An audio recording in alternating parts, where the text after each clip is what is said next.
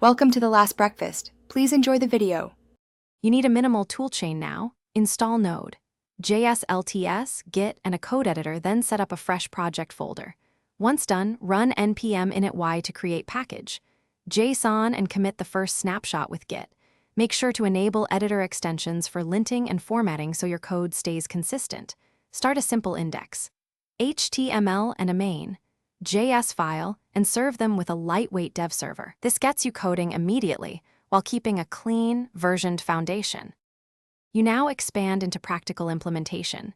Build small, functional features that manipulate the DOM and fetch data from APIs so you learn both UI and async flows. Then integrate a bundler like Vite for fast reloads and module support. This simplifies imports and assets. Make sure to standardize code with ESLint and Prettier so reviews are painless. Once modules and styles are organized, iterate on responsive layouts and reuse components.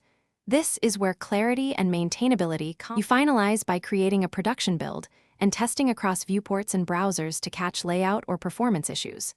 Next, deploy to a static host or full platform with automated CI/CD so every push updates a live preview.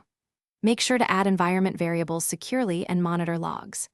If something goes wrong, check the browser console and network tab immediately. Reproduce locally, then bisect changes with Git to isolate the fault. Finally, add a small test or lint rule to prevent regression.